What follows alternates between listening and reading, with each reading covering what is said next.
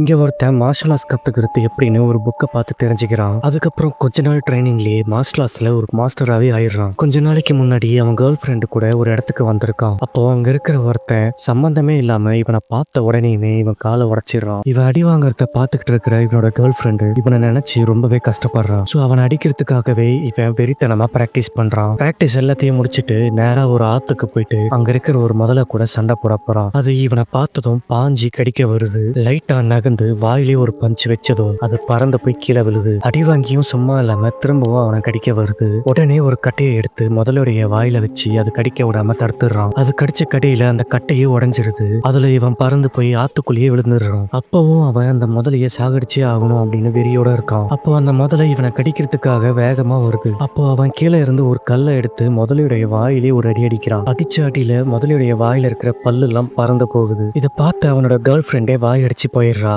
ஏன்னா இந்த ஊர்ல இருக்கிற நிறைய மக்கள் இந்த முதலையால தான் கை கால் இல்லாம இருக்காங்க. அந்த அளவுக்கு மோசமான முதலையே இவன் போட்டு தள்ளிடுறான். அந்த முதலையோடைய கதையை முடிச்சதும் அவன் பழி வாங்கணும்னு நினைச்ச அந்த மொட்டையையும் பழி வாங்கிடுறான்.